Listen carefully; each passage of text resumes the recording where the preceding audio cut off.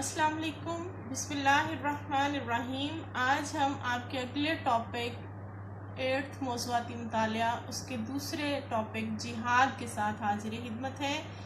जिहाद जिहाद लफ्ज़ जुहद से निकला है, जिसके मानी है मेहनत और कोशिश के। इस्लाम में इसका मफ़हूम है हक़ की सरबुलंदी, यानी हक़ का नाम ऊंचा करने के लिए, यानी इस्लाम का बोलबाला करने के लिए, इसकी अशात यानी इसको फैलाना और इस्लाम की हिफाजत के लिए हर किस्म की कोशिश करना, कुर्बानी जो है देना और इसार करना अपनी तमाम माली, जिस्मानी और दिमागी कुव्वतों को। यानी जिहाद जो है हम अपने जिस्म और अपनी दिमागी सलाहियतों को अल्लाह की राह में सर्फ करके कर सकते हैं। यहीं पर बुनियादी तौर पर हमें बात मालूम हो गई कि जिहाद ना सिर्फ अपने जिस्म से यानी जिस्मानी तौर पर जिहाद में मैदान जंग में जाकर किया जाता है, बल्कि अपने माल और अपनी दिमागी कुव्वतों को भी अल्लाह की राह में दीन इस्लाम की अशात में खर्च करने का नाम भी जिहाद है। जब कोई इंसान अपनी दिमागी सलाहियतें, अपना माल और जिस्मानी तौर पर अल्लाह की राह में और दीन इस्लाम की सरबुलंदी के लिए कोशिशें करता है, तो वो दरअसल जिहाद करता है। जिहाद यहाँ तक कि उसके लिए अपने अहलो अयाल और अपने आइज़ो अकारिब यानी करीबी रिश्तेदार, दोस्त अहबाब, खानदान और कौम की जाने तक कुर्बान कर देना। यानी जिहाद में ना सिर्फ बंदा अपनी जान बल्कि अपने अहलो अयाल, अपने करीबी दोस्त अहबाब, रिश्तेदार, खानदान और कौम की जानें भी कुर्बान कर देना जिहाद में शामिल है। हक के दुश्मनों की कोशिश को नाकाम बनाना, यानी जो भी दीन इस्लाम का दुश्मन है उसके खिलाफ प्रोपोगंडे करता है, उसके खिलाफ साजिशें करता है, उन तमाम कोशिशों को नाकाम कर देना जिहाद है। उनकी तदबीरों को इकारत कहते हैं ज़ाया कर देना, खराब कर देना। वो जितनी भी तदबीरें, मंसूबे, साजिशें कर रहे हैं उन तमाम को जो है गारत कर देना, उनको मलियामेट कर देना जिहाद में शामिल है। उनके हमलों को रोकना, जितने भी वो हमले इस्लाम पर या इस्लाम के उसूलों पर या इस्लाम मानने वालों पर करते हैं, उनको रोकना। नीज उसके लिए मैदान जंग में आकर उनसे लड़ना पड़े तो इससे भी दरेग ना करना। ये इसलिए जिहाद को, ये तमाम चीजें जिहाद में शामिल हैं। इसलिए मैंने फरमाया कि जिहाद इस्लाम की सबसे बड़ी, बहुत बड़ी इबादत करार दी गई। आपको पिछले लेसन में पढ़ाया गया था कि अगर आपसे शॉर्ट क्वेश्चंस में पूछा जाए कि इस्लाम का सबसे बड़ा अमल कौन सा है, तो आपको अगर याद हो तो हिजरत जो है वो जब तक जिहाद का हुक्म नहीं आया था तो हिजरत इस्लाम का सबसे जो है अफजल काम था, अफजल अमल था। लेकिन जैसे ही जिहाद का हुक्म आया तो फिर जिहाद जो है वो सबसे अफजल अमल करार दिया गया। यूं तो जो है वो इस्लाम के 5 बुनियादी अरकान है, लेकिन जिहाद उन सब की रूह है। अब आते हैं जिहाद के लिए शराइत, यानी एक बंदा जिहाद के लिए निकलना चाह रहा है तो उसके लिए उसे कौन कौन सी शराइत पूरी करना होगी। सबसे पहला, जिहाद एक मुनज़्ज़म कोशिश का नाम है। अब इस एक छोटे से जुमले में बहुत वसी मानी पिन्हा है, और वो क्या है कि जिहाद अगर कोई बंदा इकलौता उठ खड़ा हो कि मैं जी इंडिया से लड़ने जा रहा हूं, मैं उनका नामो निशान मिटा दूंगा, तो ये जिहाद नहीं है, बल्कि ये सरासर बेवकूफ़ी है कि वो जाकर या कश्मीर में अकेला जाकर बगैर असलहे के और बगैर किसी प्लानिंग के वो लड़ना शुरू कर दे। तो ये तो सिर्फ अपनी जान को खतरे में डालना और अपनी जान के साथ खेलना है। जिहाद एक मुनज़्ज़म कोशिश है, यानी एक बाकायदा तौर पर तंजीम की, एक बाकायदा जमात की कोशिश है, और इस्लाम में इसके वाज़े उसूल और ज़वाबित हैं। यानी बगैर किसी नज़्म यानी उसूल, यहाँ नज़्म से मुराद उसूल है, और अमीर यानी सरबराह के कोई शख्स या गिरोह अपनी मर्जी से मुसल्ला जदोजहद शुरू कर दे तो उसे जिहाद नहीं करार दिया जा सकता। यानी उसके लिए बाकायदा तौर पर मंसूबाबंदी, उस गिरोह का अमीर या कोई शख्स सरदार के तौर पर बाकायदा एक गिरोह के साथ जो है वो हुक्म आए। अगर वो इस्लामी सल्तनत का हिस्सा है तो वो इस जो मुल्क है उसका सरबराह हुक्म दे और वो बाकायदा तौर पर एक जमात की सूरत में मंसूबाबंदी के साथ जाकर लड़े, तो वो जिहाद कहलाता है।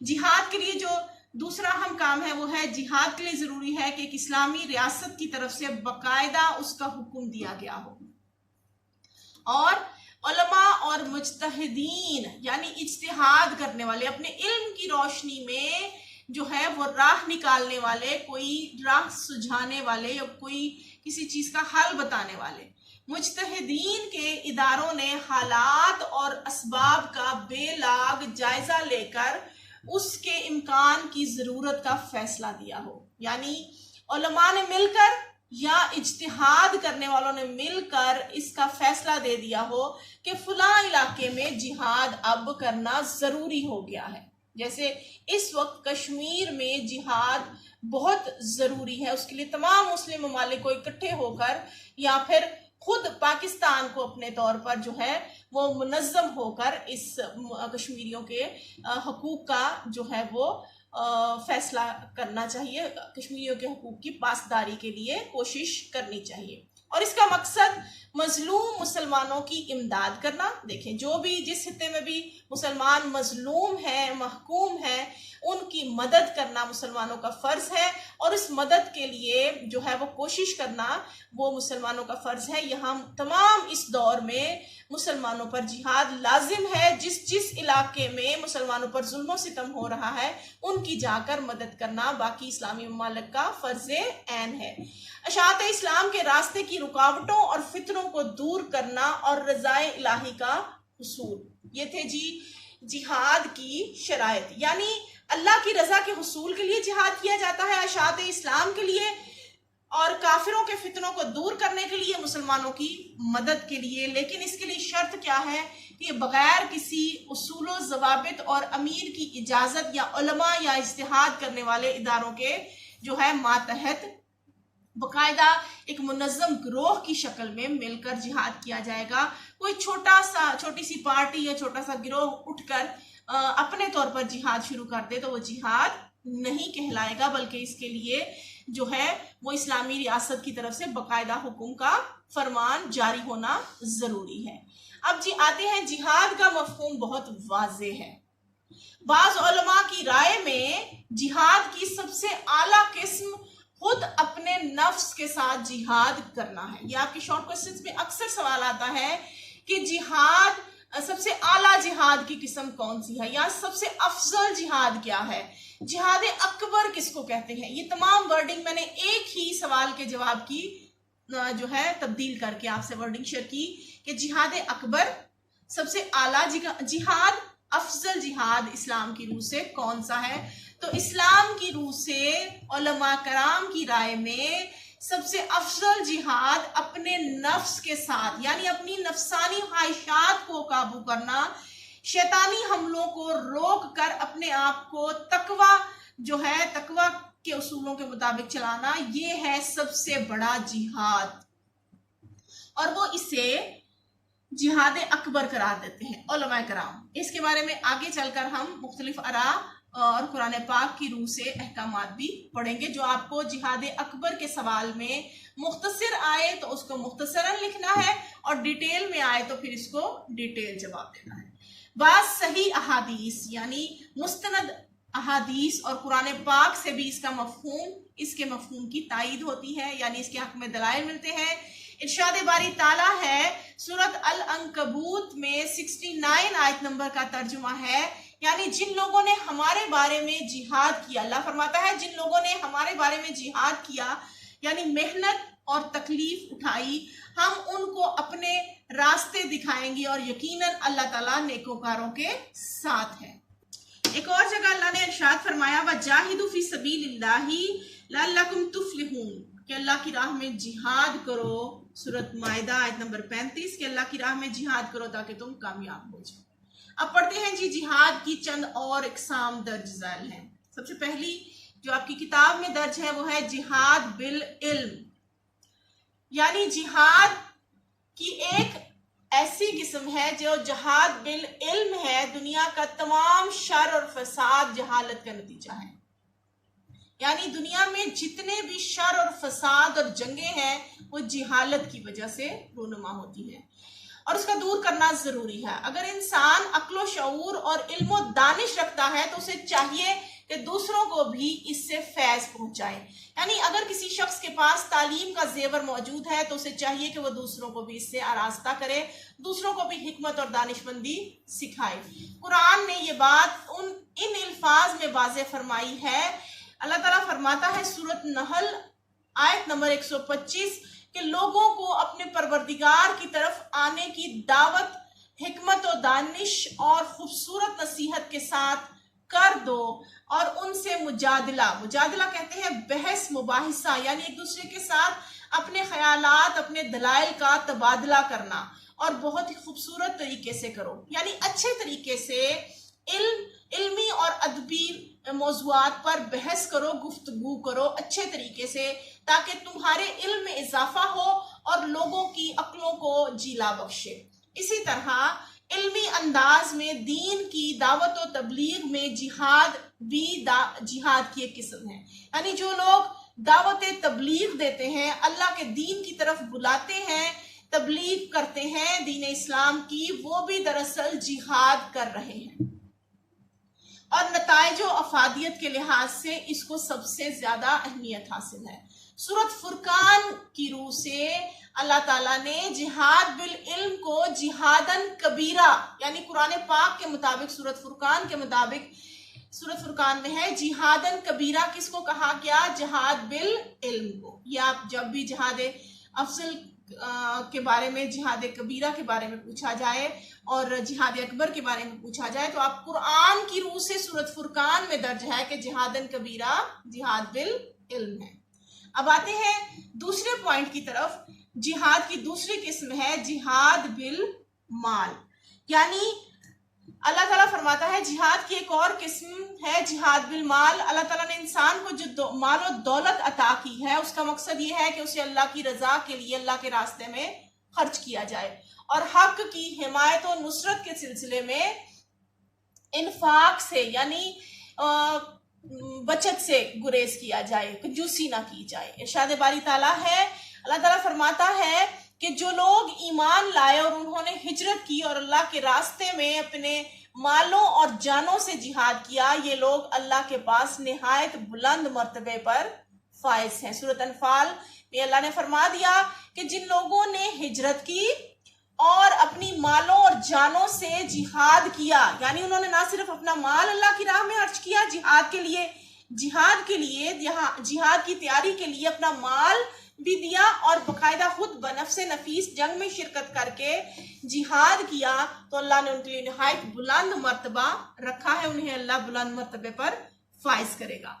क्योंकि जिहाद में माल की बड़ी अहमियत है। इससे मुजाहिदीन के लिए असलहा, सामान, खुर्दोनोश और अद्वियात खरीदी जाती हैं। इसकी सबसे बेहतरीन मिसाल हमारे सामने गज़वा तबूक में हजूर पाक सल्लल्लाहु अलैहि वसल्लम ने जब मुसलमानों को माली इमदाद की अपील की, गज़वा तबूक पर जाना था, आप सल्लल्लाहु अलैहि वसल्लम ने मुसलमानों को खिताब करते हुए फरमाया कि जंग के लिए माली इमदाद की जरूरत है। तो जैसे ही ऐलान हुआ, हजरत उमर रजी अल्लाह ताला अन्हो जो हैं वो घर का निस्फ सामान ले आए और हजरत अबू बकर सिद्दीक रजी अल्लाह ताला अन्हो जो हैं वो घर का सारा सामान ले आए। और आपको याद होगा कि जब आका करीम हजरत मोहम्मद मुस्तफ़ा सल्लल्लाहु अलैहि वसल्लम ने पूछा कि घर वालों के लिए क्या छोड़ के आए हो, तो आपने फरमाया घर में अल्लाह और उसके रसूल का नाम छोड़ कर आया हूँ। इसलिए जिहाद के लिए जो है वो माल की बहुत अहमियत है। जो लोग अपने माल को अल्लाह की राह में खर्च करने की बजाय उसकी ज़ख़ीरा अंदोज़ी करते हैं, यानी जमा करके रखते हैं, अल्लाह की राह में खर्च नहीं करते, तो अल्लाह ताला ने उन्हें अज़ाब अलीम यानी दर्दनाक अज़ाब की जो है वो वईद सुनाई है। यहाँ खुशखबरी का लफ्ज सुना है, आप इसकी जगह वईद जो है वो भी लिख सकते हैं। इरशाद बारी ताला है, और वो लोग जो सोने और चांदी की जहीरा अंदोजी करते हैं और उसे अल्लाह के रास्ते में खर्च नहीं करते, उन्हें दर्दनाक अजाब की बशारत दे दो, यानी वईद सुना दो। जिहाद की तीसरी किस्म है जिहाद बिल नफ्स, यानी अपनी नफ्स यानी बनफ्स नफीस। इसके दो मानी हैं। एक आप पिछले पैराग्राफ में, जिहाद के इब्तदाई पैराग्राफ में पढ़ चुके हैं कि अपने नफ्स के साथ जिहाद करना, यानी अपनी नफसानी ख्वाहिशात, अपनी नफ्सियाती जो शैतान की तरफ से साजिशें हैं उनसे दूर रहना, और अपनी जाती ख्वाहिशात को जो शैतान के बहकावे में आकर अनलिमिटेड ख्वाहिशात करता है और बेजा ख्वाहिशात करता है, अपने नफ्स को उससे रोकना। और यहाँ इसका दूसरा मतलब ये है कि खुद बनफ्स नफीस, अपनी खुद मैदान जंग में जाकर अपनी जान से भी जिहाद करना जिहाद बिन नफ्स है, यानी अपने जिस्म जान से जिहाद करना भी जिहाद बिन नफ्स है। हत्ता कि अल्लाह ताला की राह में दीन के दुश्मनों से लड़ते लड़ते अपनी जान तक पेश कर दी जाए। आमतौर पर जब लफ्ज जिहाद बोला जाता है तो उससे यही जिहाद मुराद लिया जाता है जिसको कुरान में किताल कहा गया है, यानी जंग करना। किताल यानी जंग करना, जिहाद के लिए जंगी कुव्वत की तैयारी का हुक्म दिया गया है। आपने सूरत अनफाल में पढ़ा था कि जिहाद अल्लाह ताला ने जंगी कुव्वत को तैयार रखने का हुक्म दिया, यानी ये बाकायदा तौर पर जिहाद यानी किताल का हुक्म है। और अल्लाह ताला ने जिहाद करने वालों के लिए क्या फरमाया कि जो जिहाद में शहीद हो जाते हैं उनको मुर्दा कहने से मना किया गया, और उनके मुतालिक अल्लाह बताया गया कि वो अपने रब की तरफ से रिस्क पा रहे हैं। उन्हें मुर्दा मत कहो, वो जिंदा है। शहीद जो है वो जिंदा है। शाद नबी सल्लल्लाहु अलैहि वसल्लम है, शहीद का खून जमीन पर गिरने से कबल ही उसके तमाम गुनाह माफ किया दिए जाते हैं। एक और जगह पर फरमाया कि जन्नत तलवारों के साए तले है, यानी जो चाहता है कि वो जन्नत पाले तो वो जन्नत तो तलवारों के साए तले है, जो जिहाद करेगा वही जन्नत पा सकेगा। अल्लाह फरमाता है कि वो जो मुजाहिदीन हैं जो अल्लाह की राह में शहीद हुए हैं, अल्लाह उन्हें जो है वो रिस्क जो है वो पहुंचा रहा है, और उस रिस्क के हासिल करने पर खुशियां मना रहे हैं, और उनके लिए अल्लाह ने अजर अजीम जन्नतों और बेहतरीन सवाब का वादा कर रखा है। जिहाद की एक किस्म ये भी है कि हर नेक काम और फर्ज की अदायगी में अपनी जानो माल और दिमाग की पूरी कुव्वत सर्व की जाए, यानी जब इंसान कोई नेक काम करे यानी और फर्ज की अदायगी करे तो वो पूरी अपनी जानो माल से, दिमाग की पूरी सलाहियतों से, यानी पूरे तन मन धन से उस अपने नेक काम को और उस फर्ज की अदायगी पूरे जो है दिलो दिमाग से करे और पूरी नेक नियति से करे, तो ये भी जिहाद है। एक मर्तबा आका करीम हजरत मोहम्मद मुस्तफ़ा सल्लल्लाहु अलैहि वसल्लम की खिदमत में औरतें जो है हाजिर हुई और पूछा कि हम जिहाद पर जाना चाहती हैं, इजाजत चाहिए। तो आप सल्लल्लाहु अलैहि वसल्लम ने फरमाया तुम्हारा जिहाद हज्जे मबरूर है। ये लफ्ज हज्जे मबरूर यानी हज्जे मबरूर से मुराद, यानी आप सल्लल्लाहु अलैहि वसल्लम ने फरमाया कि औरतों को जिहाद पर जाना लाजिम नहीं, उनका जिहाद का सवाब तो हज मबरूर में पूरा हो जाएगा। मबरूर का क्या है? मबरूर का मानी है मकबूल हज, यानी ऐसा हज कोई औरत करे जो उसके तमाम जो है अहकामात शरई पूरे करे और अच्छे तरीके से उसके तमाम अहकामात अदा करे, तो वो हज मबरूर होगा और उसको जिहाद के जितना सवाब मिलेगा। एक सहाबी रजी अल्लाह ताला अन्हु जो है जिहाद में शिरकत के लिए आए, तो आप सल्लल्लाहु अलैहि वसल्लम ने सबसे पहले उससे पूछा कि क्या तुम्हारे माँ बाप जिंदा हैं? तो उसने अर्ज किया जी हाँ। फरमाया तो तुम उनकी खिदमत के जरिए जिहाद करो, यानी माँ बाप की खिदमत को भी अल्लाह ताला ने जिहाद करना करार दिया। इसी तरह किसी जालिम हाकिम के सामने कोई शख्स कलमा हक बुलंद करे, अदल करे, यानी वो जो है वो अदल नहीं कर रहा, जुल्म कर रहा है, तो अदल के लिए आवाज बुलंद करना और कलमा हक कहना, अल्लाह ताला की जो है वो रबूबियत बयान करना और ला इलाहा इल्लल्लाह मुहम्मदुर रसूलुल्लाह सल्लल्लाहु अलैहि वसल्लम किसी जालिम और काफिर बादशाह के सामने कहना, ये भी जिहाद है और जिहाद की किस्म में शुमार होता है। आप सल्लल्लाहु अलैहि वसल्लम ने यह भी फरमाया कि जिहाद क़यामत तक जारी रहेगा, क्योंकि काफिर अपनी जो है वो उससे बाज नहीं आ सकते, अपनी शरारतों से फितनों से बाज नहीं आ सकते, इसलिए काफिरों के खिलाफ जिहाद क़यामत तक जारी रहेगा। ये आका करीम का फरमान है। इसके साथ ही आपका ये लेसन खत्म हुआ। इजाजत चाहती हूँ, आइंदा आपके जो आखिरी टॉपिक है उसके साथ हाजिर खिदमत होंगे। फी अमानिल्लाहि व रसूलिही।